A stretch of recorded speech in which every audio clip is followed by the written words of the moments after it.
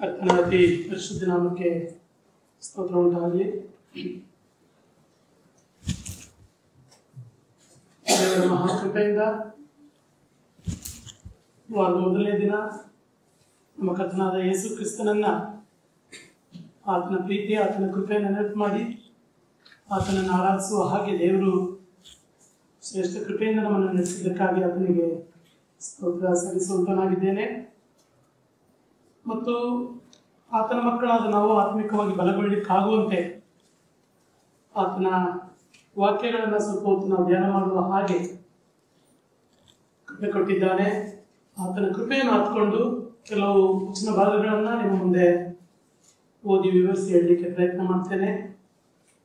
ಆತನು ತಾನೇ ಆತನ ಚಿತ್ತಾನುಸಾರವಾಗಿ ಆತನ ಉದ್ದೇಶಕ್ಕನುಸಾರವಾಗಿ ಮಾತಾಡಲಿ. ದೇವರ ನಾಮಕ್ಕೆ ಸ್ತೋತ್ರ ಉಂಟಾಗಲಿ. ನಾವು Here is truly an Israelite.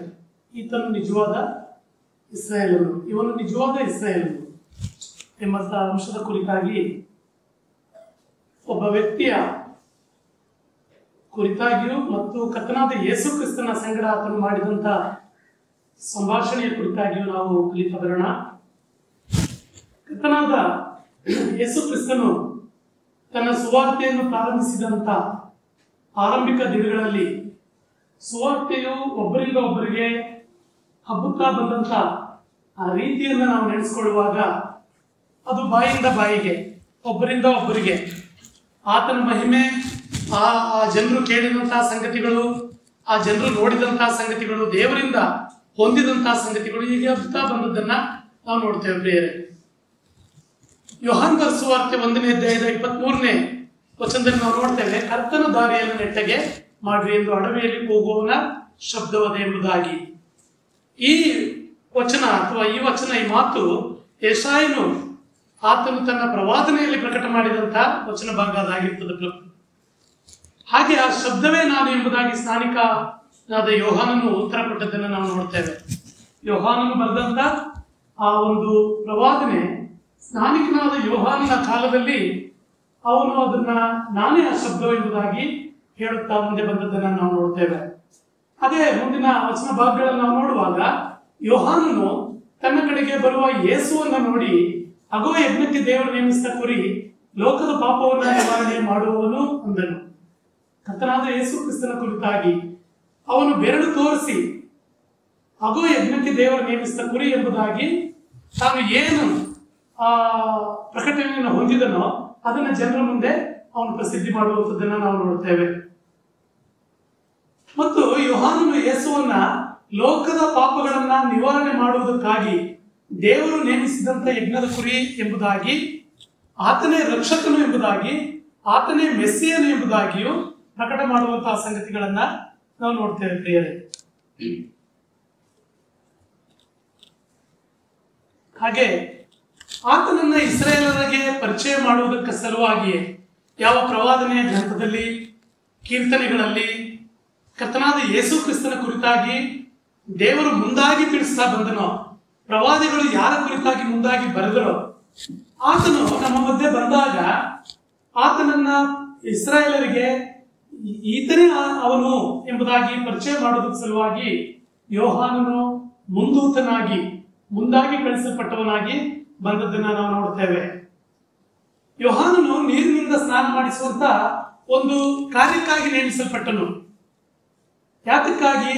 ಅನೇಕರು ನೀರಿನಲ್ಲಿ ಸ್ನಾನ ಮಾಡಿಸ್ಕೊಳ್ಳೋದಕ್ಕೆ ಬರ್ತಾರೆ, ಅವರಲ್ಲೊಬ್ಬನು ವಿಶೇಷವಾದಂತಹ ಒಂದು ರೀತಿಯಲ್ಲಿ ಅವನು ನೀರಿನಿಂದ ಮೇಲಕ್ಕೆ ಬರುವಾಗ ಯಾವನ ಮೇಲೆ ದೇವದೂತನು ಪರಿಶುದ್ಧಾತ್ಮನು ಪಾರಿವಾಳದ ಹಾಗೆ ಇಳಿದು ಬರುವುದನ್ನ ನೀನು ನೋಡ್ತೀಯೋ, ನೀನು ಕಾಣ್ತೀಯೋ, ಅವನನ್ನ ನೀನು ಹೈಲೈಟ್ ಮಾಡಿ ಇವನೇ ದೇವರಿಂದ ನೇಮಿಸಲ್ಪಟ್ಟವನು, ರಕ್ಷಕನು ಎಂಬಂತಹ ಸಂಗತಿಯನ್ನ ಪ್ರಸಿದ್ಧಿ ಮಾಡಬೇಕೆಂಬುದಾಗಿ. ಮರುದಿನ ತಿರುಗಿ ಯೋಹಾನನು ಅವರ ಶಿಷ್ಯರಲ್ಲಿ ಇಬ್ರು ಅಲ್ಲಿ ನಿಂತ್ಕೊಂಡಿದ್ದಾಗ ಅಲ್ಲಿ ತಿರುಗಾಡುತ್ತಿದ್ದ ಯೇಸುವನ್ನ ನೋಡಿ, ಅಗೋ ಯಜ್ಞಕ್ಕೆ ದೇವರು ನೇಮಿಸಿದ ಕುರಿ ಅಂದನು. ಆ ಇಬ್ಬರು ಶಿಷ್ಯರು ಅದನ್ನ ಕೇಳಿ ಯೇಸುವಿನ ಹಿಂದೆ ಹೋದರು ಎಂಬುದಾಗಿ ನಾವು ನೋಡ್ತೇವೆ. ನಾವು ಗಮನಿಸಬೇಕಾದಂತಹ ಅಂಶ, ಪ್ರಾರಂಭಿಕ ದಿನಗಳಲ್ಲಿ ಆಗ ತಾನೇ ಸುವಾರ್ತೆ ಹಬ್ಬಿದ್ದಂತಹ ದಿನದಲ್ಲಿ ಕರ್ತನಾದ ಯೇಸು ಕ್ರಿಸ್ತನು ನರಮನುಷ್ಯನಾಗಿ ಲೋಕಕ್ಕೆ ಬಂದಿದ್ದಂತಹ ದಿನದಲ್ಲಿ ಅದನ್ನ ಪ್ರಸಿದ್ಧಿ ಮಾಡುವಾಗ ಒಬ್ಬರಿಂದ ಒಬ್ಬರಿಗೆ ಅಲ್ಲಿ ದೇವರ ವಾಕ್ಯ ಪ್ರಸಿದ್ಧಿ ಆಗ್ತಾ ಇರುವಂತದ್ದು ಮತ್ತು ಅದನ್ನ ಅವರು ಪ್ರಸಿದ್ಧಿ ಮಾಡ್ತಿದ್ದಂತ ರೀತಿಯನ್ನು ಕೂಡ ನಾವಿಲ್ಲಿ ಗಮನಿಸಬಹುದಾಗಿದೆ ಪ್ರಿಯರೇ. ಆ ಇಬ್ಬರು ಶಿಷ್ಯರು ಅದನ್ನು ಕೇಳಿ ಯೇಸುವಿನ ಹಿಂದೆ ಹೋದರು ಮತ್ತು ಯೋಹಾನನು ಆ ಮಾತನ್ನ ಕೇಳಿ ಯೇಸುವನ್ನ ಹಿಂಬಾಲಿಸಿದವರಲ್ಲಿ ಸಿಮೋನ್ ಪೇತ್ರನ ತಮ್ಮನಾದ ಆಂದ್ರೇಯನು ಒಬ್ಬನು. ಅವನು ಹಾಗೆ ಕರ್ತನಾದ ಯೇಸು ಕ್ರಿಸ್ತನನ್ನ ಹಿಂಬಾಲಿಸಿದ್ದು ಮಾತ್ರವಲ್ಲ, ಅವನು ತನ್ನ ಒಂದು ಸೇವೆಯನ್ನು ಮತ್ತೆ ಅದೇ ಗಳಿಗೆಯಲ್ಲಿ ಪ್ರಾರಂಭ ಮಾಡುವಾಗ ಮೊದಲು ತನ್ನ ಅಣ್ಣನಾದ ಸಿಮೋನನನ್ನ ಅವನು ಕಂಡುಕೊಂಡನು. ನನಗೆ ಸುವಾರ್ತೆ ತಲುಪಿತು, ಅದನ್ನ ಬಚ್ಚಿಟ್ಕೊಳ್ಳಿಲ್ಲ, ಅದನ್ನ ಮುಚ್ಚಿಟ್ಕೊಳ್ಳಿಲ್ಲ, ಬದಲಾಗಿ ಅವನು ತನ್ನ ಸ್ವಂತ ಅಣ್ಣನಾದ ಸಿಮೋನನನ್ನ ಕಂಡುಕೊಂಡು ಅವನಿಗೆ ಮೆಸ್ಸಿಯನು ನಮಗೆ ಸಿಕ್ಕಿದನು ಎಂದು ಹೇಳಿ ಅವನನ್ನು ಯೇಸುವಿನ ಬಳಿಗೆ ಕರೆದುಕೊಂಡು ಬಂದನು. ಯೇಸು ಅವನನ್ನು ನೋಡಿ, ನೀನು ಯೋಹಾನನ ಮಗನಾದ ಸಿಮೋನನು, ಇನ್ನು ಮೇಲೆ ಕೇಫನೆನಿಸಿಕೊಳ್ಳುವಿ ಎಂಬುದಾಗಿ ಅವನನ್ನ ತನ್ನ ಸೇವೆಯಲ್ಲಿ ಪ್ರತಿಷ್ಠಿಸಿದ್ದನ್ನ ನೋಡ್ತೇವೆ. ಕೇಫನೆಂದರೆ ಪೇತ್ರನು ಅಂದರೆ ಒಂದು ಬಂಡೆ ಎಂಬುದಾಗಿ, ದೇವರ ಸಭೆ ಮುಂದೆ ಮುಂದೆ ಕಟ್ಟಲ್ಪಡಲಿಕ್ಕೆ ಅಗತ್ಯವಾದಂತ ಒಂದು ಬಂಡೆ ಎಂಬುದಾಗಿ ನಾವು ನೋಡ್ತೇವೆ. ಹಾಗೆಯೇ ಆಂದ್ರೇಯನು ಪ್ರತಿಯೊಂದು ಸಾರಿಯೂ ಯಾರನ್ನಾರು ಒಬ್ಬರನ್ನ ಯೇಸುವಿನ ಬಳಿಗೆ ಕರೆದುಕೊಂಡು ಬರ್ತಿರುವಂತಹ ಸಂಗತಿಗಳನ್ನ ನೋಡ್ತೇವೆ ಪ್ರಿಯರೇ. ಅವನು ತನ್ನ ಆ ಒಂದು ಸೇವೆಯಲ್ಲಿ ಕರ್ತನಾದ ಯೇಸುವನ್ನ ಹಿಂಬಾಲಿಸಿದಂತ ಆ ದಿನಗಳಲ್ಲಿ ಅವನು 5 ರೊಟ್ಟಿ 2 ಮೀನುಗಳುಳ್ಳ ಒಬ್ಬ ಹುಡುಗನನ್ನು ಕೂಡ ಕ್ರಿಸ್ತನ ಬಳಿಗೆ ಪರಿಚಯ ಮಾಡಿದಂತ ಸಂಗತಿಯನ್ನು ನಾವು ನೋಡ್ತೇವೆ. ಹಾಗೆ ಯೋಹಾನನ ಆ ದೇವಾರಾಧನೆ ಮಾಡಬೇಕೆಂದು ಯೆರೂಸಲೇಮಿಗೆ ಜಾತ್ರೆಗೆ ಬಂದಿದ್ದ ಆ ಒಂದು ಸಂದರ್ಭದಲ್ಲಿ ಅವನನ್ನ ಕರೆದುಕೊಂಡು ಬಂದು ಕೆಲವು ಮಂದಿ ಗ್ರೀಕರನ್ನು ಕೂಡ ಯೇಸುವನ್ನ ನೋಡಬೇಕು ಅಂತ ಆತುರ ಉಳ್ಳವರಾಗಿದ್ದ ಆ ಗ್ರೀಕರನ್ನು ಕೂಡ ಅವನು ಯೇಸುವಿನ ಬಳಿಗೆ ಕರೆದುಕೊಂಡು ಬಂದಂತ ಸಂಗತಿಯನ್ನ ನೋಡ್ತೇವೆ. ಹೀಗಿರುವಾಗ ಅವರು ತಮ್ಮ ಸೇವೆಯನ್ನ ಈ ರೀತಿಯಾಗಿ ನಡೆಸಿಕೊಂಡು ಬರ್ತಿರುವಾಗ ಮರುದಿನ ಯೇಸು ಗಲಿಲಾಯಕ್ಕೆ ಹೊರಟು ಹೋಗಬೇಕಿದ್ದಿರುವಾಗ ಫಿಲಿಪ್ಪನನ್ನ ಕಂಡುಕೊಂಡು ನನ್ನನ್ನು ಹಿಂಬಾಲಿಸುವಂದನು. ಅವನು ಬೆತ್ಸಾಯಿದವನು, ಅಂದರೆ ಆಂದ್ರೇಯ ಪೇತ್ರರ ಊರಿನವನು. ಹೀಗೆ ಅನೇಕರು ಕರ್ತನನ್ನ ಕಂಡುಕೊಳ್ಳುವಂತಹ ಒಂದು ದಿನಗಳು ಆಗಿದ್ದು ಪ್ರಿಯರೇ. ಈ ಫಿಲಿಪ್ಪನು ಹೀಗೆ ತಮ್ಮ ಸೇವೆಯನ್ನ ಪ್ರಾರಂಭಿಸಿ ಅನೇಕರಿಗೆ ಸುವಾರ್ತೆಯನ್ನ ತಿಳಿಸಿ ಹೇಳ್ತಿದ್ದಂತ ಆ ದಿನಮಾನಗಳಲ್ಲಿ, ಯೇಸು ಕ್ರಿಸ್ತನನ್ನ ಪ್ರಸಿದ್ಧಿ ಮಾಡ್ತಿದ್ದಂತ ಆ ದಿನಮಾನಗಳಲ್ಲಿ ಅವರು ಒಬ್ಬ ವಿಶೇಷ ವ್ಯಕ್ತಿಯನ್ನ ಕರ್ತನ ಬಳಿಗೆ ನಡೆಸುವಂತದ್ದನ್ನು ನಾವು ನೋಡುತ್ತೇವೆ. ಫಿಲಿಪ್ಪನು ನತಾನಿಯೇಲನನ್ನು ಕಂಡುಕೊಂಡು ಅವನಿಗೆ ಯಾವನ ವಿಷಯವಾಗಿ ಮೋಶೆಯು ಧರ್ಮಶಾಸ್ತ್ರದಲ್ಲಿ ಬರೆದನೋ ಮತ್ತು ಪ್ರವಾದಿಗಳು ಬರೆದರೋ ಆತನು ನಮಗೆ ಸಿಕ್ಕಿದನು. ಆತನು ಯಾರೆಂದರೆ ಯೋಸೇಫನ ಮಗನಾದ ನಜರೇತಿನ ಯೇಸು ಎಂಬುದಾಗಿ ಯೇಸು ಕ್ರಿಸ್ತನನ್ನ ಅವರು ನತಾನಿಯೇಲನಿಗೆ ಪರಿಚಯ ಮಾಡುವಂತಹ ಸಂಗತಿಯನ್ನ ನಾವು ನೋಡ್ತೇವೆ. ಹೀಗೆ ನಮಗೆ ನಾವು ಕೇಳಿಸಿಕೊಂಡಂತ ಈ ರಕ್ಷಣೆಯ ಶುಭ ಸಮಾಚಾರವನ್ನ ಲೋಕದ ಕಟ್ಟಕಡೆಯವರೆಗೂ ಪ್ರಸಿದ್ಧಿ ಮಾಡುವಂತ ಆ ಕಾರ್ಯದಲ್ಲಿ ಪ್ರಪ್ರಥಮವಾಗಿ ನಡೆದಂತಹ ಈ ಒಂದು ಸಂಗತಿಯನ್ನ ನೋಡುವಾಗ ಅದು ಆವತ್ತು ಹೇಗೆ ಒಬ್ಬರಿಂದ ಒಬ್ಬರಿಗೆ ಅದು ಪ್ರಸಿದ್ಧಿ ಮಾಡಲ್ಪಡ್ತೋ ಇವತ್ತೂ ಕೂಡ ಅದೇ ಒಂದು ರೀತಿಯಲ್ಲಿ ಆ ಒಂದು ಕಾರ್ಯಗಳು ಒಬ್ಬರಿಂದ ಒಬ್ಬರಿಗೆ ಅದು ಪ್ರಸಿದ್ಧಿ ಮಾಡುವಂತ ಒಂದು ಅನಿವಾರ್ಯತೆಯನ್ನ ನಾವು ನೋಡ್ತೇವೆ. ಯಾವನ ಕುರಿತಾಗಿ ಅಲ್ಲಿ ಬರೆಯಲ್ಪಟ್ಟಿತೋ, ಪ್ರವಾದಿಗಳ ಗ್ರಂಥಗಳಲ್ಲಿ ಬರೆಯಲ್ಪಟ್ಟಿತೋ, ಯಾರ ಕುರಿತಾಗಿ ಕೀರ್ತನೆಗಳಲ್ಲಿ ಬರೆಯಲ್ಪಟ್ಟಿತೋ ಅವನು ನಮಗೆ ಸಿಕ್ಕಿದನು ಎಂಬುದಾಗಿ ಪ್ರಸಿದ್ಧಿ ಮಾಡೋದನ್ನ ನಾವು ನೋಡ್ತೇವೆ. ಹಾಗೆ ನತಾನಿಯೇಲನು ಯೋಹಾನ್ ಬರೆದ ಸುವಾರ್ತೆ 1ನೇ ಅಧ್ಯಾಯ 46ನೇ ವಚನದಿಂದ ನಾವು ಈ ಸಂಗತಿಗಳನ್ನು ಒಮ್ಮೆ ನೋಡ್ಕೊಳ್ಳೋಣ. ಅಲ್ಲಿ ನತಾನಿಯೇಲನಿಗೆ ಯೇಸು ಕ್ರಿಸ್ತನನ್ನ ಪರಿಚಯ ಮಾಡುವಾಗ ನತಾನಿಯೇಲನು ತಕ್ಷಣಕ್ಕೆ ನಂಬಲಿಲ್ಲ. ಯಾಕೆಂದ್ರೆ ಯೋಸೇಫನ ಮಗನಾದ ಯೇಸು ಕ್ರಿಸ್ತನು ತಾನೇ ರಕ್ಷಕನು ಎಂಬುದಾಗಿ ಅವರು ಹೇಳಿದ್ರು. ಆಗ ನತಾನಿಯೇಲನು ಕೇಳುವಂತ ಮಾತೇನೆಂದ್ರೆ 46ನೇ ವಚನದಲ್ಲಿ, ಒಳ್ಳೆಯದೇನಾದರೂ ನಜರೇತಿನಿಂದ ಬರುವುದುಂಟೆ ಎಂದು ಕೇಳುವಂಥದ್ದನ್ನು ನಾವು ನೋಡ್ತೇವೆ. ನಜರೇತಿನ ಯೇಸು ಯೋಸೇಫನ ಮಗನು ಎಂಬುದಾಗಿ ಅಲ್ಲಿ ಪ್ರಸಿದ್ಧಿ ಮಾಡುವಾಗ ನತಾನಿಯಲು ಒಳ್ಳೆಯದೇನಾದರೂ ನಜರೇತಿನಿಂದ ಬರುವುದುಂಟೆ ಎಂಬುದಾಗಿ. ನಜರೇತ್ ಎಂಬಂತಹ ಪಟ್ಟಣ ಅದು ರೋಮನ್ನರ ಆಳ್ವಿಕೆಯಲ್ಲಿ ಗಲಿಲಾಯ ಪ್ರಾಂತ್ಯದ ಒಂದು ಚಿಕ್ಕ ಗ್ರಾಮವಾಗಿತ್ತು ಎಂಬುದಾಗಿ ನಾವು ನೋಡ್ತೇವೆ. ಮತ್ತು ಈ ಒಂದು ಗ್ರಾಮ ಅದು ಯಾವುದಕ್ಕೂ ಪ್ರಸಿದ್ಧಿ ಹೊಂದದೇ ಇರುವಂತ ಒಂದು ಚಿಕ್ಕ ಊರಾಗಿತ್ತು. ಯೇಸು ಕ್ರಿಸ್ತನ ಆತನು ಒಂದು ಜನನ ಬೆತ್ಲೆಹೇಮಿನಲ್ಲಿ ಆಯಿತು ಎಂಬುದಾಗಿ ನಾವು ನೋಡ್ತೇವೆ. ಆದರೆ ಆತನು ತನ್ನ ಬಾಲ್ಯವನ್ನ ನಜರೇತ್ ಎಂಬ ಒಂದು ಚಿಕ್ಕ ಗ್ರಾಮದಲ್ಲಿ ಕಳೆದನು ಎಂಬುದಾಗಿ ವಾಕ್ಯ ಭಾಗಗಳಲ್ಲಿ ನೋಡ್ತೇವೆ. ಆದ್ದರಿಂದಲೇ ನಮ್ಮ ಕರ್ತನಾದ ಯೇಸು ಕ್ರಿಸ್ತನು ಆತನು ನಜರೇತಿನ ಯೇಸು ಎಂಬ ಹೆಸರನ್ನ ಹೊಂದಿದವನಾದನು ಎಂಬುದಾಗಿ ನೋಡ್ತೇವೆ. ನಜರೇತ್ ಊರಿನವನು, ನಜರೇತಿನಲ್ಲಿ ಅವನ ವಾಸ, ತಂದೆ ತಾಯಿಗಳೊಂದಿಗೆ ಅವನು ನಜರೇತಿನಲ್ಲಿ ಇದ್ದವನು. ಮತ್ತಾಯ ಸುವಾರ್ತೆ 2ನೇ ಅಧ್ಯಾಯ 21ನೇ ವಚನದಲ್ಲಿ ನಾವು ನೋಡ್ತೇವೆ, ಆಗ ಯೋಸೇಫನು ಎದ್ದು ಕೂಸನ್ನು ಅದರ ತಾಯಿಯನ್ನು ಕರ್ಕೊಂಡು ಗಲಿಲಾಯ ಸೀಮೆಗೆ ಹೋದನು ಮತ್ತು ನಜರೇತ್ ಎಂಬ ಊರಿಗೆ ಬಂದು ಅಲ್ಲಿ ಮನೆ ಮಾಡಿಕೊಂಡು ಇದ್ದನು ಎಂಬುದಾಗಿ ನಾವು ನೋಡ್ತೇವೆ. ಇದರಿಂದ ನಜರಾಯನೆಂಬ ಹೆಸರು ಆತನಿಗೆ ಬಂತು ಎಂಬುದಾಗಿ ನಾವು ನೋಡ್ತೇವೆ. ಈ ಒಂದು ಸಂಗತಿ ಪ್ರವಾದಿಗಳಿಂದ ಮುಂದಾಗಿ ತಿಳಿಸಲ್ಪಟ್ಟಂತಹ ನಜರಾಯನು ಎಂಬ ಆ ಹೆಸರು ಪ್ರವಾದಿಗಳಿಂದ ಮುಂದಾಗಿ ತಿಳಿಸಲ್ಪಟ್ಟಂತಹ ಮಾತು ಅದು ನೆರವೇರಿತು ಎಂಬುದಾಗಿ ನಾವು ನೋಡ್ತೇವೆ. ಅದರಂತೆ ಲೋಕನ ಸುವಾರ್ತೆ 4ನೇ ಅಧ್ಯಾಯದ 16ನೇ ವಚನಗಳಲ್ಲಿ ಆ ಒಂದು ಯೆಶಾಯನು 61ನೇ ಅಧ್ಯಾಯದಲ್ಲಿ ಬರೆದಂತ ಒಂದು ಸಂಗತಿಯನ್ನ ನಾವು ನೋಡ್ತೇವೆ ಪ್ರಿಯರೇ. ಲೋಕನ ಸುವಾರ್ತೆ 4ನೇ ಅಧ್ಯಾಯ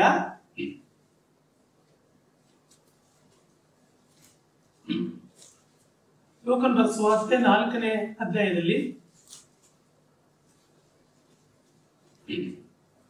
16ನೇ ವಚನ, ಹೀಗಿರಲಾಗಿ ಆತನು ತಾನು ಬೆಳೆದ ನಜರೇತಿಗೆ ಬಂದು ತನ್ನ ವಾಡಿಕೆಯ ಪ್ರಕಾರ ಸಬ್ಬತ್ ದಿನದಲ್ಲಿ ಸಭಾಮಂದಿರಕ್ಕೆ ಹೋಗಿ ಓದುವುದಕ್ಕಾಗಿ ಎದ್ದು ನಿಂತನು.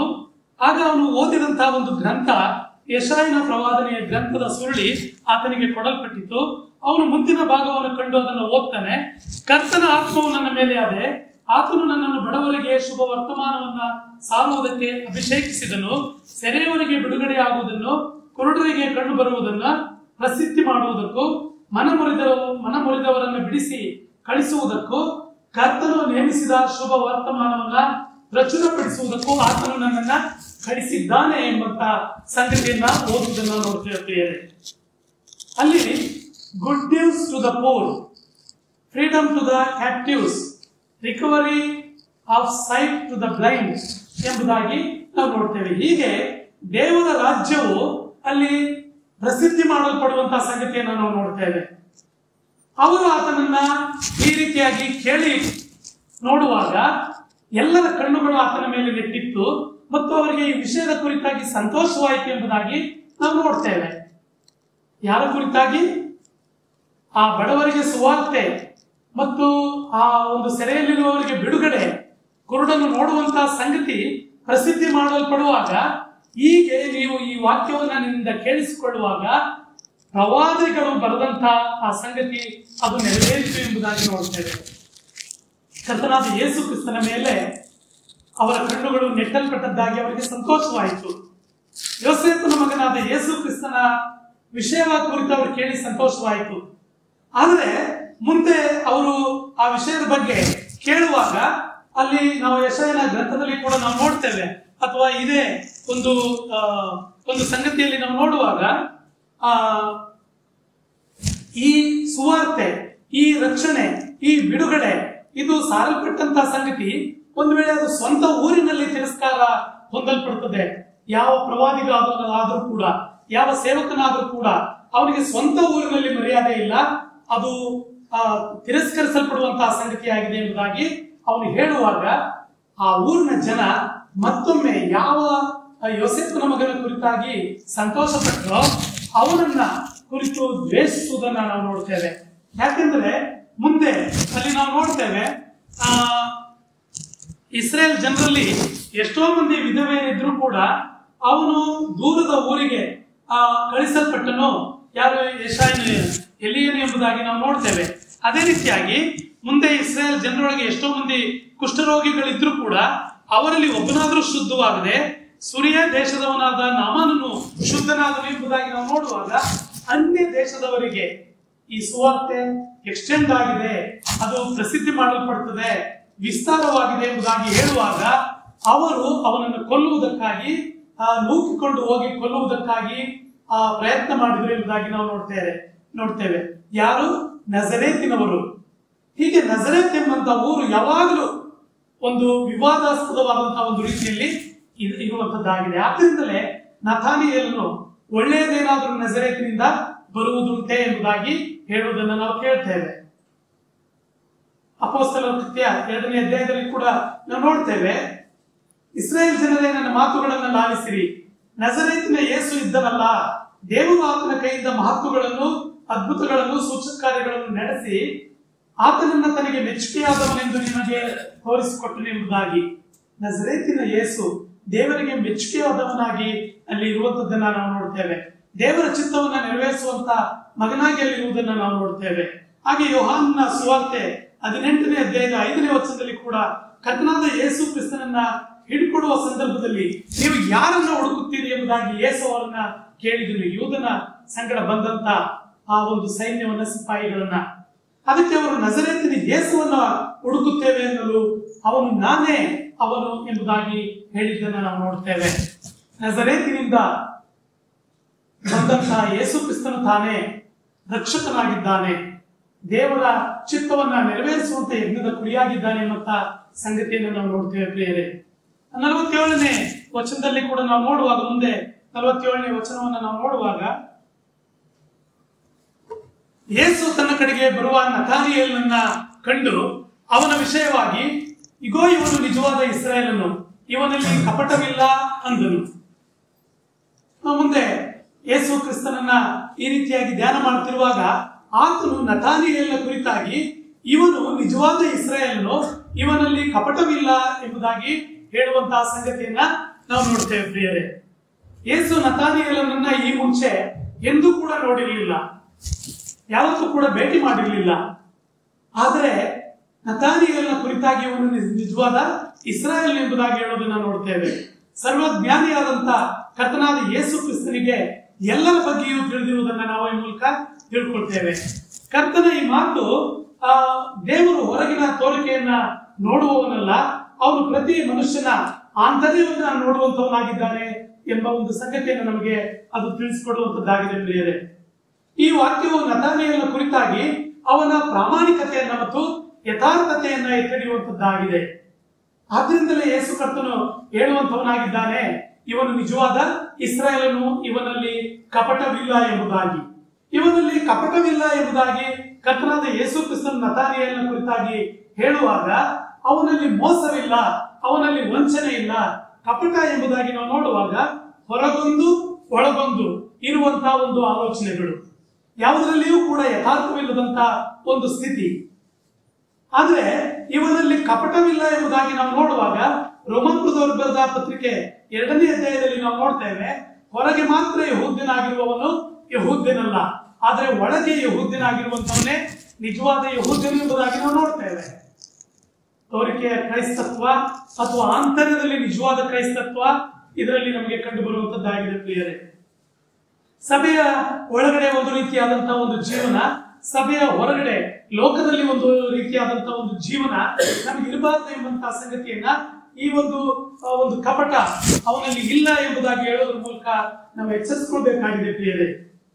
ನಾವು ಕರ್ತನಾದ ಯೇಸು ಕ್ರಿಸ್ತನನ್ನ ಧರಿಸಿಕೊಂಡಿರುವುದರಿಂದ ನಾವು ಯಾವಾಗಲೂ ಏಕ ರೀತಿಯಾಗಿ, ಒಂದೇ ರೀತಿಯಾಗಿ ಯಥಾರ್ಥವಾಗಿ ಇರಬೇಕಾದಂತ ಒಂದು ಕ್ರಿಸ್ತಿಯ ಜೀವಿತವನ್ನ ನಾವು ಜೀವಿಸಬೇಕಾಗಿದೆ ಎಂಬುದನ್ನ ನಾವು ತಿಳ್ಕೊಳ್ಬೇಕಾಗಿದೆ ಪ್ರಿಯರೇ.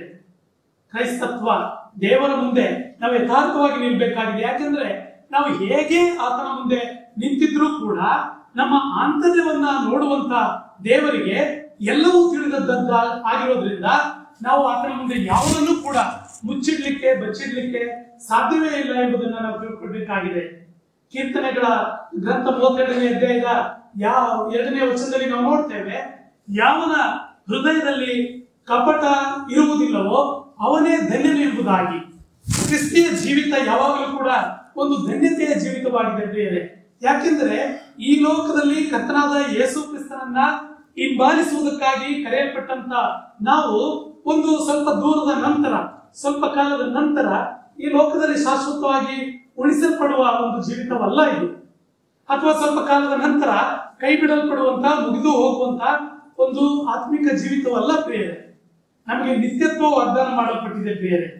ನಾವು ನಿತ್ಯವೂ ನಿರಂತರವೂ ಯುಗ ಯುಗಾಂತರಗಳಲ್ಲಿಯೂ ಆತನ ಸಂಗಡವೇ ಇರಲಿಕ್ಕೆ ಒಂದು ಕರೆಯಲ್ಪಟ್ಟವರಾಗಿದ್ದೇವೆ, ನೇಮಿಸಲ್ಪಟ್ಟವರಾಗಿದ್ದೇವೆ. ಆದ್ದರಿಂದ ಕ್ರಿಸ್ತಿಯ ಜೀವಿತ ನಿಜವಾಗಿ ಒಂದು ಕಪಟವಿಲ್ಲದಂತ ಒಂದು ಯಥಾರ್ಥವಾದಂತಹ ಜೀವಿತ ಅದಾಗಿರಬೇಕು. ನತಾನಿಯೇಲನ ಕುರಿತಾಗಿ ಇಗೋ ಇವನು ನಿಜವಾದ ಇಸ್ರಾಯೇಲ್ ಎಂಬುದಾಗಿ ಕರ್ತನಾದ ಯೇಸು ಕ್ರಿಸ್ತನು ಹೇಳುವುದನ್ನ ನಾವು ನೋಡ್ತೇವೆ. ನಾವು ಕೂಡ ದೇವರಿಂದ ಕರೆಯಲ್ಪಟ್ಟಂತ ನಿಜವಾದಂತ ಅಥವಾ ನೂತನ ಇಸ್ರಾಯೇಲ್ವಾಗಿದ್ದೇವೆ ಪ್ರಿಯರೇ. ನಿಜವಾದ ಇಸ್ರಾಯೇಲ್ನು ಅಂದ್ರೆ ಯಾರು? ಹೂ ಆರ್ ದ ಟ್ರೂ ಇಸ್ರಾಯಲೈಟ್ಸ್ ಎಂಬುದಾಗಿ ನಾವು ನೋಡುವಾಗ ರೋಮಾಪುರದವರಿಗೆ ಬರೆದ ಪತ್ರಿಕೆ 9ನೇ ಅಧ್ಯಾಯದಲ್ಲಿ ನಾವು ಅನೇಕ ಸಂಗತಿಗಳನ್ನ ನೋಡ್ತೇವೆ ಪ್ರಿಯರೇ. ಅವರು ಇಸ್ರಾಯೇಲನ ವಂಶಸ್ಥರಾಗಿದ್ದಾರೆ. ಇಸ್ರಾಯೇಲನು ಎಂಬುದಾಗಿ ನಾವು ನೋಡುವಾಗ ಯಾಕೋಬನ ಒಂದು ಬದಲಾಯಿಸಲ್ಪಟ್ಟಂತ ಹೆಸರು ಅದಾಗಿದೆ ಪ್ರಿಯರೇ. ದೇವರು ಈ ಲೋಕದಲ್ಲಿ ತಾನು ವಾಗ್ದಾನ ಮಾಡಿದಂತೆ, ಅಬ್ರಹಾಮನಿಗೆ ವಾಗ್ದಾನ ಮಾಡಿದಂತೆ ಒಂದು ಜನಾಂಗವನ್ನ ಅವನ ಮುಖಾಂತರ ಈ ಲೋಕದಲ್ಲಿ ಕೊಂಡು ಬಂದದ್ದನ್ನ ನಾವು ನೋಡ್ತೇವೆ. ಅಬ್ರಹಾಮನಿಗೆ ಮುಪ್ಪಿನ ಪ್ರಾಯದಲ್ಲಿಯೂ ಸಾರನಿಗೆ ಗರ್ಭಕಾಲ ಮುಗಿದಿರುವಾಗಲೂ ಕೂಡ ತಾನು ವಾಗ್ದಾನ ಮಾಡಿದಂತೆ ಅವರಿಗೆ ಒಬ್ಬ ಮಗನನ್ನ, ಇಸಾಕನನ್ನ ಅನುಗ್ರಹಿಸಿಕೊಟ್ಟು ಅವನ ಮುಖಾಂತರವಾಗಿ ವಾಗ್ದಾನದತ್ತ ಒಂದು ಸಂತಾನವನ್ನ, ಒಂದು ಜನಾಂಗವನ್ನ ಈ ಲೋಕದಲ್ಲಿ ತಂದದ್ದನ್ನ ನಾವು ನೋಡ್ತೇವೆ ಪ್ರಿಯರೇ. ಅಬ್ರಹಾಮನಿಗುಂಟಾದಂತ ಆ ಒಂದು ವಾಗ್ದಾನದ ಮೂಲಕವಾಗಿಯೇ ಇಸಾಕನಿಗೆ ಅವನ ಮುಪ್ಪಿನ ಪ್ರಾಯದಲ್ಲಿ ಅಥವಾ ಅವನಿಗೂ ಕೂಡ ಒಂದು ದಿನಮಾನಗಳಲ್ಲಿ ವಾಗ್ದಾನ ಪೂರ್ವಕವಾಗಿ ಒಬ್ಬ ಮಗನನ್ನ ಅನುಗ್ರಹಿಸಿ ಕೊಡುವಂತದನ್ನ ನಾವು ನೋಡ್ತೇವೆ. ಯಾಕೋಬನ ನಿಜವಾದ ಹೆಸರು, ಅವನ ಒಂದು ಹೆಸರಿನ ಅರ್ಥ ಮೋಸಗಾರನು ಅಥವಾ ವಂಚಕನು ಎಂಬುದಾಗಿರುವಂತದ್ದನ್ನ ನಾವು ನೋಡ್ತೇವೆ. ಅವನು ತನ್ನ ಜೀವಿತದುದ್ದಕ್ಕೂ ಅನೇಕ ಏಳು ಬೀಳುಗಳನ್ನ ಕಂಡಂತವನು, ಅನೇಕ ಒಂದು ವಂಚನೆಯ ಒಂದು ಕಾರ್ಯಗಳನ್ನೇ ಮಾಡುತ್ತಾ ತನ್ನ ಜೀವಿತವನ್ನ ಮುಂದುವರಿಸಿದಂತವನು. ಆದರೆ ಅವನು ಕರ್ತನಾದ ದೇವರಿಂದ ಸಂಧಿಸಲ್ಪಟ್ಟು ಅವನು ನೂತನ ಜೀವಿತವನ್ನ, ನೂತನ ಹೆಸರನ್ನ ಹೊಂದಿಕೊಂಡದ್ದು ಅದು ಇಸ್ರಾಯೇಲ್ ಎಂಬುದಾಗಿ. ದೇವರು ಪುತ್ರರಾಗಿ ಸ್ವೀಕರಿಸಿದವರಾಗಿದ್ದಾರೆ. ಅವರಲ್ಲಿ ದೇವರ ಸಾನ್ನಿಧ್ಯವಿದೆ ಎಂಬುದಾಗಿ ನೋಡ್ತೇವೆ. ಅವರ ಸಂಗಡ ದೇವರ ಒಡಂಬಡಿಕೆಗಳನ್ನ ಮಾಡಿಕೊಂಡು ಅವರಿಗೆ ಧರ್ಮಶಾಸ್ತ್ರ ಕೊಡಲ್ಪಟ್ಟಿತು ಎಂಬುದಾಗಿ ನಾವು ನೋಡ್ತೇವೆ. ದೇವಾಲಯದಲ್ಲಿ ನಡೆಯುವಂತ ಆರಾಧನೆ ಅವರಿಗೆ ವಾಗ್ದಾನವಾಗಿ ಕೊಡಲ್ಪಟ್ಟಿತು ಎಂಬುದಾಗಿ ನಾವು ನೋಡ್ತೇವೆ. ಇಸ್ರಾಯೇಲ್ಗೆ ಈ ರೀತಿಯಾದಂತ ಎಲ್ಲ ಆಶೀರ್ವಾದಗಳು, ಎಲ್ಲ ವಾಗ್ದಾನಗಳು, ಎಲ್ಲ ಮೇಲುಗಳು ಅವರಿಗೆ ಕೊಡಲ್ಪಟ್ಟಿರುವಂತದ್ದನ್ನ ನಾವು ನೋಡ್ತೇವೆ ಪ್ರಿಯರೇ. ಅಬ್ರಹಾಮನು, ಈಸಾಕ, ಯಾಕೋಬ, ಅಬ್ರಹಾಮ ಇವರೆಲ್ಲರೂ ಅವರ ಪಿತೃಗಳೇ ಆಗಿದ್ದಾರೆ. ಕ್ರಿಸ್ತನು ಕೂಡ ಶರೀರ ಸಂಬಂಧವಾಗಿ ಅವರ ವಂಶದಲ್ಲಿ ಹುಟ್ಟಿ ಬಂದಂತದ್ದನ್ನ ನಾವು ನೋಡ್ತೇವೆ ಪ್ರಿಯರೇ. ಹೀಗೆ ಕರ್ತನಾದ ಯೇಸು ಕ್ರಿಸ್ತನು, ನಾವು 2 ಕೊರಿಂಥ 5ನೇ ಅಧ್ಯಾಯದ 17ನೇ ವಚನದಲ್ಲಿ, ಕೊರಿಂಥದವರಿಗೆ ಬರೆದ ಪತ್ರಿಕೆ 2ನೇ ಅಧ್ಯಾಯದಲ್ಲಿ 2ನೇ ಅಧ್ಯಾಯ 17ನೇ ವಚನದಲ್ಲಿ ನಾವು ನೋಡ್ತೇವೆ. ಆದರೆ ನಾವು ದೇವರ ವಾಕ್ಯ 5ನೇ ಅಧ್ಯಾಯದ 17ನೇ ವಚನ,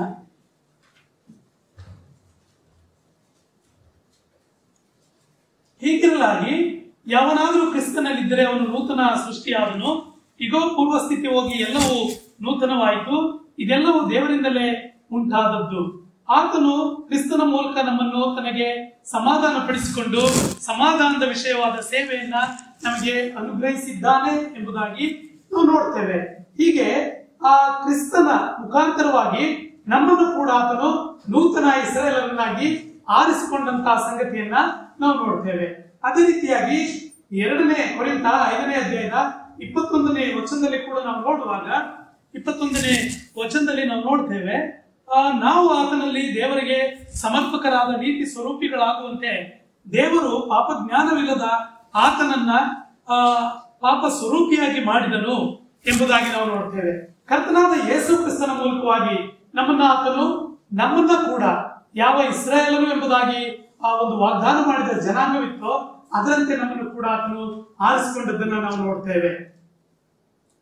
ನೂತನ ಇಸ್ರಾಯೇಲರು ನಾವು, ಅವರು ದೇವರ ಮಕ್ಕಳು, ದೇವರ ಆತ್ಮನಿಂದ ನಡೆಸಲ್ಪಡುವಂತವರು ಎಂಬುದಾಗಿ ನಾವು ರೋಮಾಪುರದವರಿಗೆ ಬಂದ 8ನೇ ಅಧ್ಯಾಯದ 15ನೇ ವಚನದಲ್ಲಿ ನಾವು ನೋಡುವಂತವರಾಗಿದ್ದೇವೆ. 13ನೇ ವಚನದಲ್ಲಿ ಕೂಡ ಶರೀರ ಭಾವವನ್ನು ಅನುಸರಿಸಿ ನಡೆಯುವವರಾಗಿರದೆ ದೇಹದ ದುರಭ್ಯಾಸಗಳನ್ನ ವಿಸರ್ಜಿಸಿ ಬಿಡಬೇಕಾದಂತ ಒಂದು ಜೀವಿತ ನೂತನ ಇಸ್ರಾಯೇಲರಾದ ನಮ್ಮಲ್ಲಿ ಇರಬೇಕೆಂಬುದಾಗಿ ನಾವು ನೋಡ್ತೇವೆ. ದೇವರು ಯಾಕೋಬನಿಗೆ ಬದಲಾಯಿಸಿ ಇಟ್ಟಂತ ಹೆಸರು ಇಸ್ರಾಯೇಲ್ ಎಂಬುದಾಗಿ ನಾವು ನೋಡ್ತೇವೆ. ಆದಿಕಾಂಡ ಪುಸ್ತಕದಲ್ಲಿ 32ನೇ ಅಧ್ಯಾಯದ 26ನೇ ವಚನದಲ್ಲಿ ನಾವು ನೋಡುವಾಗ ಅವನು ಯಾಕೋಬನು ದೇವ ಪುರುಷನ ಜೊತೆ ಹೋರಾಡಿ ಅವನು ಗೆದ್ದಂತವನು. ಅವನು ಹೋರಾಡಿ ದೇವ ಪುರುಷನು ಗೆಲ್ಲದೆ ಇರುವಾಗ ನನ್ನನ್ನು ಬಿಡು, ಬೆಳಗಾಗಿ ಹೋಗ್ತಾ ಇದೆ ಎಂಬುದಾಗಿ ಒಂದು ದೇವದೂತನು ಹೇಳುವಾಗ, ನೀನು ನನ್ನನ್ನು ಆಶೀರ್ವದಿಸದ ಹೊರತು ನಿನ್ನನ್ನು ಬಿಡುವುದಿಲ್ಲ ಎಂಬುದಾಗಿ ಹೇಳುವಾಗ ನಿನ್ನ ಹೆಸರೇನು ಎಂಬುದಾಗಿ ಅವನು ಕೇಳುವಂತವನಾಗಿದ್ದಾನೆ. ಯಥಾರ್ಥವಾಗಿ ನಾನು ಯಾಕೋಬನು ಎಂಬುದಾಗಿ ಅವನು ಹೇಳುವಾಗ, ಇನ್ನು ಮುಂದೆ ನೀನು ಯಾಕೋಬನೆಂದು ಕರೆಸಿಕೊಳ್ಳಲ್ಪಡುವುದಿಲ್ಲ, ನಿನ್ನ ಹೆಸರು ಇಸ್ರಾಯೇಲ್ ಎಂಬುದಾಗಿ ಅವನಿಗೆ ಹೊಸ ಹೆಸರನ್ನ ಕೊಡುವಂತದ್ದನ್ನ ನಾವು ನೋಡ್ತೇವೆ. ಇಸ್ರಾಯೇಲ್ ಎಂಬ ಹೆಸರನ್ನ ಅವನು ಪಡೆದುಕೊಂಡನೆಂಬುದಾಗಿ ನಾವು ನೋಡ್ತೇವೆ. ಹಳೆಯ ಮೋಸ್ಕರವಾದಂತಹ ಜೀವನ ಶೈಲಿ ಅಲ್ಲಿ ಬದಲಾವಣೆ ಯಾದದ್ದನ್ನ ನಾವು ನೋಡ್ತೇವೆ ಪ್ರಿಯರೇ. ಅವನು ದೇವರಿಂದ ಸಲ್ಲಿಸಲ್ಪಟ್ಟವನಾಗಿ ನೂತನ ಸ್ವಭಾವವನ್ನ ಹೊಂದುತ್ತಾ ಮುಂದೆ ನಡೆದದ್ದನ್ನ ನಾವು ನೋಡ್ತೇವೆ. ದೇವರೊಂದಿಗೆ ಸಮಾಧಾನ ಹೊಂದಿದನು. ಕ್ರಿಸ್ತನ ಒಂದು ರಾಯಭಾರಿಗಳಾಗಿ ಅವನು ಹೇಗೆ ಮುಂದೆ ಇಸ್ರಾಯೇಲ್ ಎಂಬುದಾಗಿ ಕರೆಯಲ್ಪಟ್ಟನೋ ಅದೇ ರೀತಿಯಾಗಿ ನಾವು ಕೂಡ ಕ್ರಿಸ್ತನ ರಾಯಭಾರಿಗಳಾಗಿ ರೋಮಾಪುರದವರಿಗೆ ಬರೆದ 5ನೇ ಅಧ್ಯಾಯದ 19, 20ನೇ ವಚನದಲ್ಲಿ ನಾವು ನೋಡ್ತೇವೆ. ದೇವರೊಂದಿಗೆ ಸಮಾಧಾನ ಹೊಂದಿದವರು, ದೇವರ ಮುಖ ಜೊತೆಗೆ ಕ್ರಿಸ್ತನ ರಾಯಭಾರಿಗಳು ನಾವಾಗಿದ್ದೇವೆ ಎಂಬಂತಹ ಸಂಗತಿಗಳನ್ನ ನೋಡ್ತೇವೆ ಪ್ರಿಯರೇ. ಹಾಗೆ ಯೋಹಾನ್ ಬರೆದ ಸುವಾರ್ತೆಯಲ್ಲಿ 3ನೇ ಅಧ್ಯಾಯದಲ್ಲಿ ಒಬ್ಬನು ಹೊಸದಾಗಿ ಹುಟ್ಟದಿದ್ದರೆ ಅವನು ದೇವರ ರಾಜ್ಯವನ್ನ ಕಾಣಲಾರನು ಎಂಬುದಾಗಿ ನಾವು ನೋಡ್ತೇವೆ. ಈತನ ಪತ್ರಿಕೆಯಲ್ಲೂ ಕೂಡ ನಾವು ಆತನ ಕರುಣೆಯಿಂದಲೇ ಪುನರ್ಜನ್ಮವನ್ನು ಹೊಂದಿದವರು ನಾವು ಆಗಿದ್ದೇವೆ. ಹೀಗೆ ಕರೆಯಲ್ಪಟ್ಟಂತ ನಾವು ಕೂಡ ನೂತನ ಇಸ್ರಾಯೇಲ್ ನಾವು ಆಗಿದ್ದೇವೆ. ಹೇಗೆ ನತಾನಿಯೇಲನನ್ನ ಕರ್ತನು ಇವನು ನಿಜವಾದ ಇಸ್ರಾಯೇಲ್ ಎಂಬುದಾಗಿ ಹೇಳಿದನೋ, ಇವನಲ್ಲಿ ಕಪಟವಿಲ್ಲ ಎಂಬುದಾಗಿ ಹೇಳಿದನೋ, ನಾವು ಕೂಡ ನಾವು ನೂತನ ಇಸ್ರಾಯೇಲ್ ಆಗಿ ಕರೆಯಲ್ಪಟ್ಟಂತ ನಾವು ದೇವರೊಂದಿಗೆ ಸಮಾಧಾನ ಹೊಂದಿದವರಾಗಿ ಮತ್ತು ಕ್ರಿಸ್ತನ ರಾಯಭಾರಿಗಳಾಗಿ ಈ ಲೋಕದಲ್ಲಿ ಜೀವಿಸುವುದಕ್ಕಾಗಿ ಕರೆಯಲ್ಪಟ್ಟವರಾಗಿದ್ದೇವೆ. ಹಾಗೆ ಕರೆಯಲ್ಪಟ್ಟವರು ನಾವು ಯಾವ ರೀತಿಯಾಗಿ ಕ್ರಿಸ್ತನ ಸುವಾರ್ತೆಯನ್ನು ಮತ್ತೊಬ್ಬರಿಗೆ ನಾವು ತಿಳಿಸಬೇಕಾಗಿದೆಯೋ, ಒಬ್ಬನು ಹೊಸದಾಗಿ ಹುಟ್ಟದಿದ್ರೆ ಅವನು ದೇವರ ರಾಜ್ಯವನ್ನು ಕಾಣಲಾರನು ಎಂಬುದಾಗಿ ನಾವು ನೋಡ್ತೇವೆ.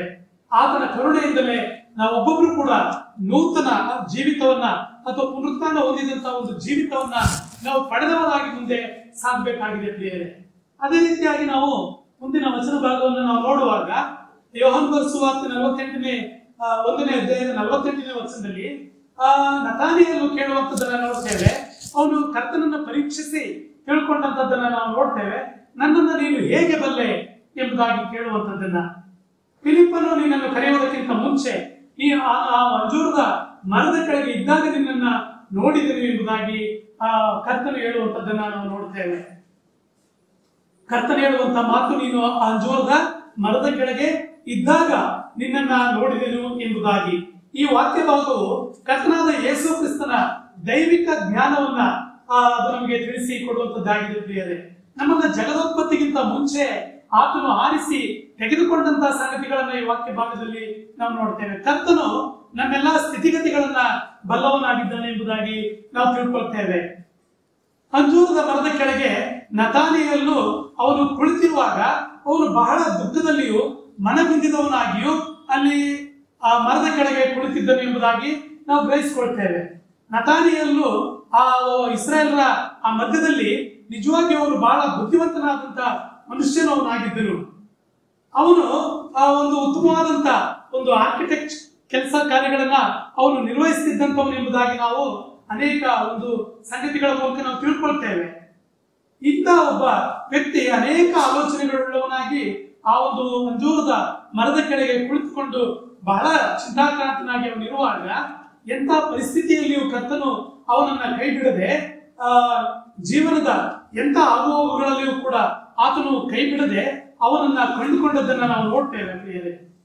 ಅದೇ ರೀತಿಯಾಗಿ ಕರ್ತನು ನಮ್ಮೊಬ್ಬೊಬ್ಬರ ಸ್ಥಿತಿಗತಿಗಳನ್ನು ಕೂಡ ಬಲ್ಲವನಾಗಿದ್ದಾನೆ ಎಂಬುದಾಗಿ ನಾವು ಈ ಮೂಲಕ ತಿಳ್ಕೊಳ್ಬಹುದಾಗಿದೆ.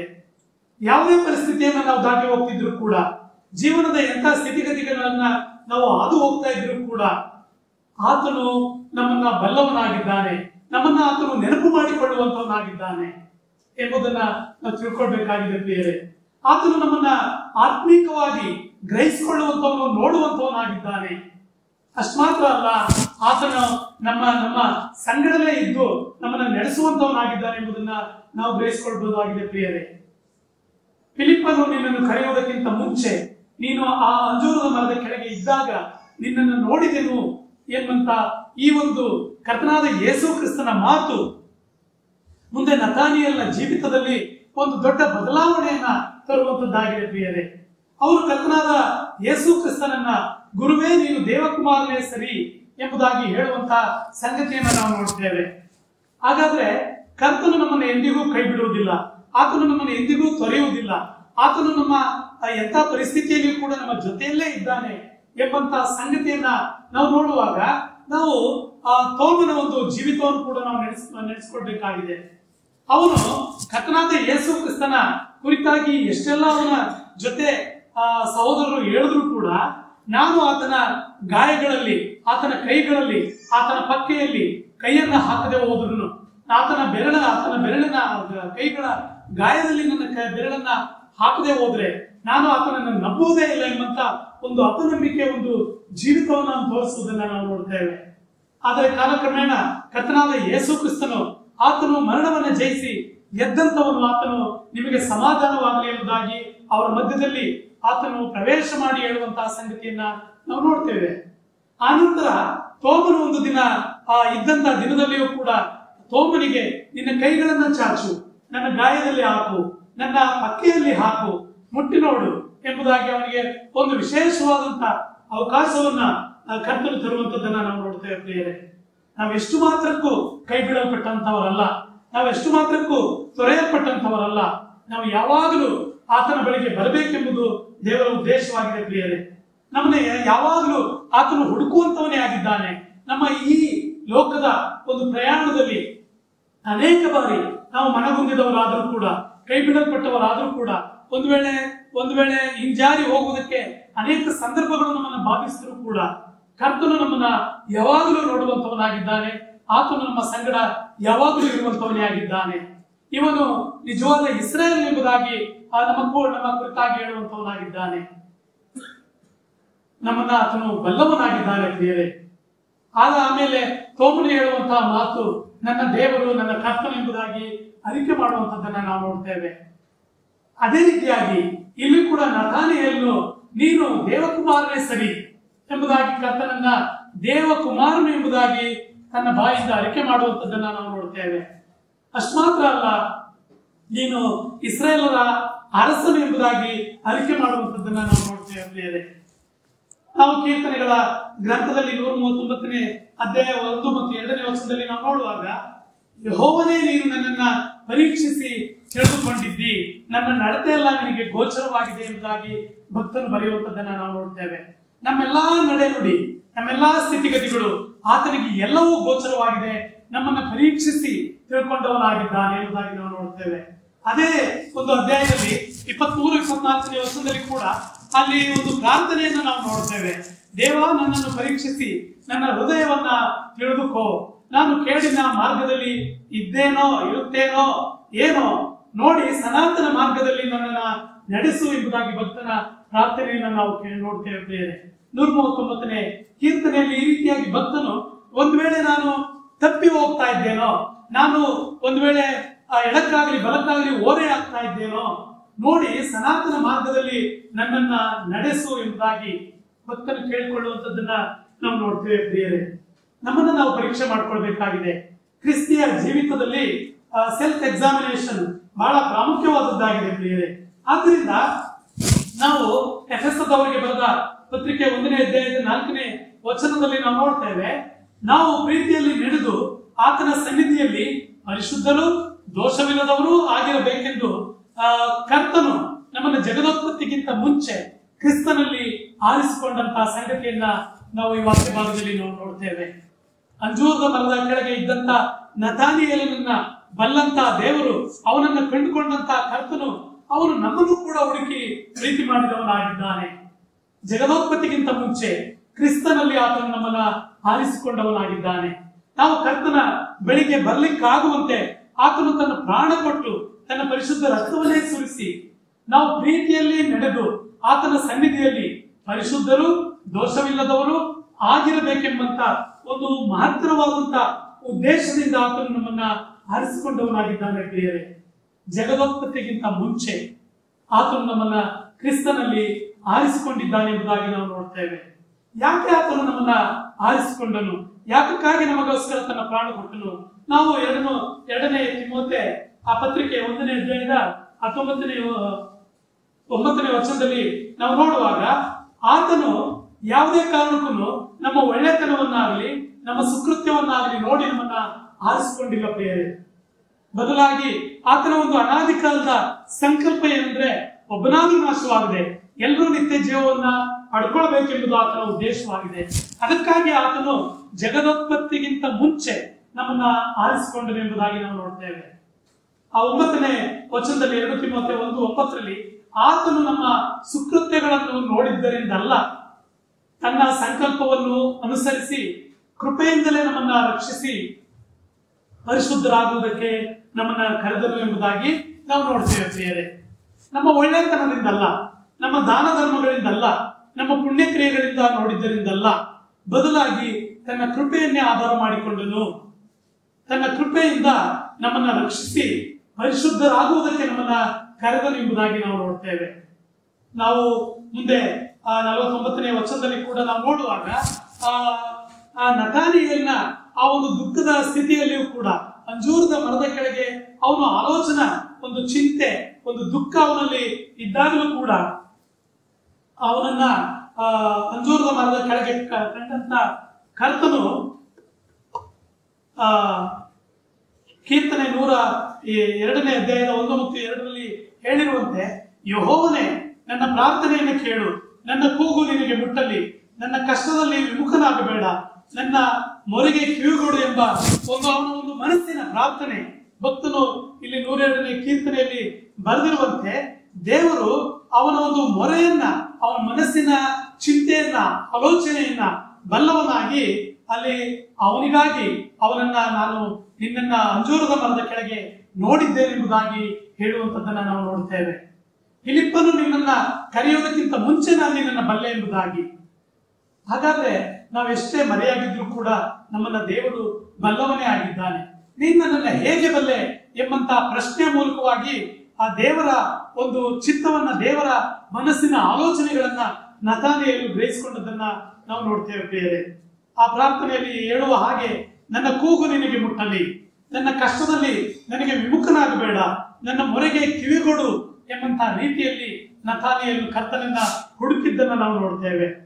ಆದ್ರಿಂದ ದೇವರ ಒಂದು ಯೋಜನೆಗಳು ಯಾವಾಗಲೂ ನಮ್ಮ ಕುರಿತಾಗಿ ಒಂದು ವಿಶೇಷವಾದಂತ ಒಂದು ಒಳ್ಳೆಯ ಯೋಜನೆ ಆಗಿರ್ತದೆ ಪ್ರಿಯರೇ. ಅವನು ಯಾವಾಗಲೂ ನಮ್ಮ ಕುರಿತಾಗಿ ಚಿಂತೆ ಉಳ್ಳವನಾಗಿದ್ದಾನೆ, ಯಾವಾಗಲೂ ತನ್ನ ಮನಸ್ಸಿನಲ್ಲಿ ನಮ್ಮನ್ನ ಇಟ್ಕೊಂಡಿದ್ದಾನೆ ಪ್ರಿಯರೇ. ಈ ರೀತಿಯಾಗಿ ಕರ್ತನ ಆ ಮಾತು ಆ ನತಾನಿಯೇಲನ ಒಂದು ಮನಸ್ಸಿನಲ್ಲಿ ಒಂದು ಹೊಸ ಒಂದು ಜೀವಿತವನ್ನು ತಂದುಕೊಡೋದನ್ನ ನಾವು ನೋಡ್ತೇವೆ. ನತಾನಿಯೇಲನ ಜೀವಿತ ಬದಲಾಯಿತು. ಅವನು ಯೇಸು ಕ್ರಿಸ್ತನ ಪ್ರೀತಿಯನ್ನ, ಆ ಪ್ರೀತಿಯ ಕರೆಯನ್ನ, ಆ ಪ್ರೀತಿಯ ಮನಸ್ಸನ್ನು ಅವನು ತಿಳ್ಕೊಂಡನು ಎಂಬುದಾಗಿ ನಾವು ನೋಡ್ತೇವೆ ಪ್ರಿಯರೇ. ಮತ್ತು ಆತನು ಯೇಸು ಕ್ರಿಸ್ತನನ್ನ ನೀನು ದೇವಕುಮಾರನು, ನೀನು ಇಸ್ರಾಯೇಲರ ಅರಸನು ಎಂಬುದಾಗಿ ಬಾಯಿಯಿಂದ ಅರಿಕೆ ಮಾಡುವಂತದ್ದನ್ನ ನಾವು ನೋಡ್ತೇವೆ ಪ್ರಿಯರೇ. ಮುಂದೆ ಕರ್ತನ ಕಾರ್ಯಗಳಲ್ಲಿ ನತಾನಿಯೇಲನು ಇನ್ನೂ ಹೆಚ್ಚಾಗಿ ಅವನು ಉಪಯೋಗಿಸಲ್ಪಟ್ಟದ್ದನ್ನ ನಾವು ನೋಡ್ತೇವೆ.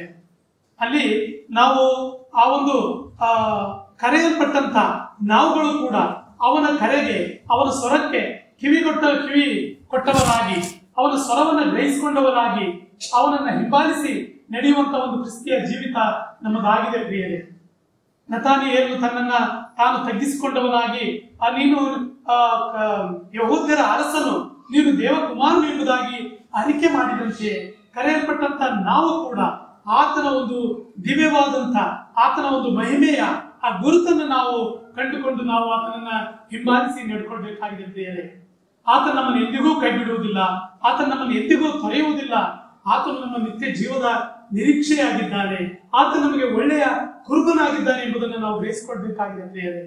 ನೀನು ಯೇಸುವನ್ನೇ ಕರ್ತನೆಂದು ಬಾಯಿಂದ ಅರಿಕೆ ಮಾಡು, ದೇವರು ಆತನನ್ನು ಸತ್ತವರೊಳಗಿಂದ ಎಬ್ಬಿಸಿದನೆಂದು ಹೃದಯದಿಂದ ನಂಬು, ಆಗ ನಿನಗೆ ರಕ್ಷಣೆ ಆಗ್ತದೆ ಎಂಬುದಾಗಿ. ನತಾನಿಯಲ್ಲೂ ಕೂಡ ಇಲ್ಲಿ ನೀನು ದೇವಕುಮಾರನು ಎಂಬುದಾಗಿ ಅರಿಕೆ ಮಾಡುವುದನ್ನು ನಾವು ನೋಡ್ತೇವೆ. ನೀನು ಇಸ್ರಾಯೇಲರ ಅರಸನು ಎಂಬುದಾಗಿ ಅರಿಕೆ ಮಾಡುವುದನ್ನು ನಾವು ನೋಡ್ತೇವೆ. ನಾವು ಕೂಡ ಕರ್ತನಾದ ಯೇಸು ಕ್ರಿಸ್ತನನ್ನ ನೀನು ಬರಬೇಕಾದ ಕ್ರಿಸ್ತನು ಎಂಬುದಾಗಿ ಹೇಳ್ತಾ ಇದ್ದೇವಾ? ನೀನು ಜೀವ ಸ್ವರೂಪನಾದ ದೇವರ ಮಗನು ಎಂಬುದಾಗಿ ಹೇಳ್ತಾ ಇದ್ದೇವಾ? ಆತನನ್ನ ಯಥಾರ್ಥವಾಗಿ ಹಿಂಬಾಲಿಸಿ ನಡೀತಾ ಇದ್ದೇವಾ? ಯೇಸುವನ್ನೇ ಕರ್ತನೆಂದು ನಾವು ಅರಿಕೆ ಮಾಡಿ ಆತನನ್ನು ಹಿಂಬಾಲಿಸ್ತಾ ಇದ್ದೇವಾ? ನಮ್ಮ ನಾವು ಪರೀಕ್ಷೆ ಮಾಡ್ಕೊಳ್ಬೇಕಾಗಿದೆ ಪ್ರಿಯರೇ. ತೋಮನ ಜೀವಿತದಲ್ಲಿ ಉಂಟಾದಂತೆಯೇ ನನ್ನ ದೇವರು, ನನ್ನ ಕರ್ತನು, ನನ್ನ ಒಡೆಯನು ಎಂಬುದಾಗಿ ನಾವು ಆತನ ಕುರಿತಾಗಿ ಅರಿಕೆ ಮಾಡ್ತಾ ಇದ್ದೇವಾ? ನಮ್ಮನ್ನು ನಾವು ತಗ್ಗಿಸಿಕೊಂಡು ಮುಂದೆ ಹೋಗ್ತಾ ಇದ್ದೇವಾ? ಯಾಕೋಬನ ಜೀವಿತ, ಆ ಕರ್ತನ ದೂತನು ಅವನ ತೊಡೆಯ ಕೀಲನ್ನು ಮುಟ್ಟಿದಾಗ ಅವನು ಮುಂದೆ ಒಂದು ವೇಳೆ ಅವನು ಕುಂಟುತ್ತಾ ನಡೆದನು ಎಂಬುದಾಗಿ ನಾವು ನೋಡ್ತೇವೆ. ಅವನ ಹಿಂದಿನ ಸ್ವಭಾವವೆಲ್ಲ ಹೋಯಿತು. ಅವನ ಗರ್ವ, ಅವನ ಹೆಚ್ಚಳಿಕೆ, ಅವನ ಒಂದು ಯಾವುದೇ ಒಂದು ಕಾರ್ಯ ಮಾಡಬೇಕಾದ್ರೂ ಎರಡೆರಡು ಆಪ್ಷನ್ಸ್, ಅವನಿಗೆ ಒಂದು ತಂತ್ರ, ಒಂದು ಉಪಾಯಗಳು, ಅದನ್ನೆಲ್ಲ ಬಿಟ್ಟುಬಿಟ್ನು. ಅವನು ಕುಂಟುತ್ತಾ ನಡೆದನು. ತನ್ನ ಆ ದೈಹಿಕ ಬಲವನ್ನ ಬಿಟ್ಟುಬಿಟ್ನು. ತಾನು ಕರ್ತನ ಮುಂದೆ ಒಂದು ವೇಳೆ ವಿಶೇಷ ಬಲವನ್ನ ಹೊಂದಿದವನಾಗಿ ಇನ್ನು ಮುಂದೆ ಅವನು ಇಸ್ರಾಯೇಲ್ ನೆನೆಸಿಕೊಂಡನು ಎಂಬುದಾಗಿ ನಾವು ನೋಡ್ತೇವೆ. ದೇವರನ್ನೇ ಹಾಕಿಕೊಂಡನು. ಮುಂದೆ ಆತನ ಮುಖಾಂತರವಾಗಿ ದೊಡ್ಡ ಜನಾಂಗ ಲೋಕದಲ್ಲಿ ಉಂಟು ಪ್ರಿಯರೇ. ಆ ಜನಾಂಗದ ಮೂಲಕವಾಗಿ ಬರಬೇಕಾದಂತಹ ರಕ್ಷಣೆ ಅದು ಯಹೂದ್ಯರಿಂದಲೇ ಹೊರತು ಬೇರೆ ಇಲ್ಲ ಎಂಬುದಾಗಿ ನಾವು ನೋಡುವಂತೆ ನಮ್ಮ ಕರ್ತನಾದ ಯೇಸು ಕ್ರಿಸ್ತನು, ಆ ನಜರೇತಿನ ಯೇಸು ಯಹೂದ್ಯರೊಳಗಿಂದ ರಕ್ಷಕನಾಗಿ ಬಂದಂತವನು. ಆತನನ್ನ ನಾವು ನನ್ನ ಒಡೆಯನು, ನನ್ನ ರಕ್ಷಕನು ಎಂಬುದಾಗಿ ನಾವು ಅರಿಕೆ ಮಾಡ್ತಾ ಇದ್ದೇವಾ? ಆತನೇ ದೇವರಿಗೂ ಮನುಷ್ಯರಿಗೂ ಮಧ್ಯಸ್ಥನು ಎಂಬುದಾಗಿ ನಾವು ಅರಿತುಕೊಂಡು ಮುಂದೆ ಸಾಗ್ತಾ ಇದ್ದೇವಾ? ಯಾಕೋಬನು ತನ್ನ ಕನಸಿನಲ್ಲಿ ಕಂಡಂತೆ ಆ ಪರಲೋಕಕ್ಕೆ ಹಾಕಲ್ಪಟ್ಟಂತ ಆ ಏಣಿ ಆತನಾಗಿದ್ದಾನೆ ಎಂಬುದಾಗಿ ಆತನನ್ನ ನಾವು ಗ್ರಹಿಸಿಕೊಂಡಿದ್ದೇವಾ? ನಮ್ಮನ್ನು ನಾವು ಪರೀಕ್ಷೆ ಮಾಡಿಕೊಳ್ಬೇಕಾಗಿದೆ ಪ್ರಿಯರೇ. ಮತ್ತು ನಾವು ಕರ್ತನ ಸಾರೂಪ್ಯಕ್ಕೆ ರೂಪಿಸಲ್ಪಡುವುದಕ್ಕಾಗಿ ಕರೆಯಲ್ಪಟ್ಟವರಾಗಿದ್ದೇವೆ. ಹಾಗೆ ಆತನೇ ನಮಗೆ ದೇವರಿಂದ ಆತ್ಮಿಕ ಜ್ಞಾನವು, ಬೆಳಕು, ಮಾರ್ಗವೂ ಆಗಿದ್ದಾನೆ. ಕರ್ತನೆ ಹೇಳಿದಂತ ಮಾತು, ನಾನೇ ಜೀವವೂ ಮಾರ್ಗವೂ ಸತ್ಯವೂ ಆಗಿದ್ದೇನೆ, ನಾನು ಲೋಕಕ್ಕೆ ಬೆಳಕಾಗಿ ಬಂದಿದ್ದೇನೆ ಎಂಬುದಾಗಿ ಹೇಳುವಂತಹ ಸಂಗತಿಯನ್ನ ನಾವು ನೋಡ್ತೇವೆ. ಆ ಬೆಳಕನ್ನ ಯಥಾರ್ಥವಾಗಿ ನಾವುಗಳು ಅನುಸರಿಸಿ ನಡ್ಕೊಳ್ತಾ ಇದ್ದೇವಾ? ಕತ್ತಲೆಯ ಕೃತ್ಯಗಳನ್ನ ನಾವು ಬಿಟ್ಟು ನೂತನ ಇಸ್ರಾಯೇಲರು ಹೇಗೆ ಇಸ್ರಾಯೇಲರಿಗೆ ಎಲ್ಲಾ ವಾಗ್ದಾನಗಳು ಕೊಡಲ್ಪಡ್ತೋ, ನಮ್ಮ ಕರ್ತನಾದ ಯೇಸು ಕ್ರಿಸ್ತನ ಮೂಲಕವಾಗಿ ಕೃಪೆಯು ಸತ್ಯವು ನಮಗೆ ಕೊಡಲ್ಪಟ್ಟಿದೆಯಲ್ಲ, ಆತನನ್ನು ನಾವು ಯಥಾರ್ಥವಾಗಿ ಹಿಂಬಾಲಿಸಿ ನಡ್ಕೊಳ್ತಾ ಇದ್ದೇವಾ? ನತಾನಿಯೇಲನಂತೆ ನಮ್ಮ ಒಂದು ಜೀವಿತ ಕರ್ತನ ಸೇವೆಗಾಗಿ ಮುಡುಪಾಗಿಟ್ಟಂತ ಒಂದು ಜೀವಿತ ಅದಾಗಿದೆಯಾ ಪ್ರಿಯರೇ? ನಮ್ಮನ್ನು ನಾವು ಪರೀಕ್ಷೆ ಮಾಡಿಕೊಂಡು ಯಥಾರ್ಥವಾಗಿ ಆತನನ್ನ ಅನುಸರಿಸಿ ನಾವು ಮುಂದೆ ಸಾಗಿ ಹೋಗುವಂತವರಾಗಿರೋಣ ಪ್ರಿಯರೇ. Jesus is the ultimate connection between heaven and earth ಎಂಬುದಾಗಿ ನಾವು ನೋಡ್ತೇವೆ. ಆತನೊಬ್ಬನೇ ಪರಲೋಕಕ್ಕೆ ಬಾಗಿಲಾಗಿದ್ದಾನೆ, ಆತನೊಬ್ಬನೇ ಪರಲೋಕಕ್ಕೆ ಮಾರ್ಗವಾಗಿದ್ದಾನೆ. ದೇವರು ಒಬ್ಬನೇ, ದೇವರಿಗೂ ಮನುಷ್ಯರಿಗೂ ಮಧ್ಯಸ್ಥನು ಒಬ್ಬನೇ ಆಗಿದ್ದಾನೆ. ಆತನನ್ನ ನಂಬಿದವರು ಅವರು ತಾನೇ ಈ ಲೋಕದಲ್ಲಿ ನಿಜವಾದ ಇಸ್ರಾಯೇಲರಾಗಿದ್ದೇವೆ, ಅವರು ತಾನೇ ವಿಶ್ವಾಸಿಗಳು ಎಂಬುದಾಗಿ ಕರೆಯಲ್ಪಟ್ಟವರಾಗಿದ್ದೇವೆ. ಆತನ ಮೂಲಕ ನಾವು ದೇವರ ಮಹಾ ಪ್ರಭಾವವನ್ನ, ಮಹಿಮೆಯನ್ನ ನಾವು ಯಾವಾಗಲೂ ಕಾಣುವ ಹಾಗೆ ಈ ಒಂದು ನೂತನ ಇಸ್ರಾಯೇಲರು ಎಂಬಂತ ಜೀವಿತ ನಮಗೆ ಕೊಡಲ್ಪಟ್ಟದ್ದಾಗಿದೆ ಪ್ರಿಯರೇ. ಈ ಎಲ್ಲಾ ಸಂಗತಿಗಳನ್ನ ನಾವು ನೆನಪು ಮಾಡ್ಕೊಳ್ಳೋಣ. ಇವನು ನಿಜವಾದ ಇಸ್ರಾಯೇಲನು, ಇವನಲ್ಲಿ ಕಪಟವಿಲ್ಲ ಎಂಬುದಾಗಿ ದೇವರು ನತಾನಿಯೇಲನಿಗೆ ಹೇಳಿದಂತೆ ನಮ್ಮ ಕುರಿತಾಗಿ ಕೂಡ ಹೇಳುವಂತವನಾಗಿದ್ದಾನ? ನಾವು ಪರೀಕ್ಷೆ ಮಾಡಿಕೊಳ್ಳುವಂತವರು ನಾವು ಆಗಿರೋಣ ಪ್ರಿಯರೇ. ಆದ್ರಿಂದ ನಮ್ಮನ್ನ ಈ ವಾಕ್ಯಗಳ ಮೂಲಕವಾಗಿ ಪರೀಕ್ಷೆ ಮಾಡಿಕೊಂಡವರಾಗಿ ಈ ಆತ್ಮಿಕ ಒಂದು ಹೊಸ ನೂತನ ಇಸ್ರಾಯೇಲರಾದ ನಾವು ಯಥಾರ್ಥವಾಗಿ ಭಯಭಕ್ತಿಯಿಂದ ಆತನನ್ನ ಹಿಂಬಾಲಿಸಿ ನಾವು ಯಥಾರ್ಥವಾಗಿ ಮುಂದೆ ಸಾಗುವಂತವರಾಗಿರೋಣ. ದೇವರು ಈ ವಾಕ್ಯಗಳ ಮೂಲಕ ಈ ಆಲೋಚನೆಗಳನ್ನ ಆಶೀರ್ವದಿಸಲಿ. ಕರ್ತನ ತಾನೇ ಮಹಿಮೆ ಹೊಂದಲಿ.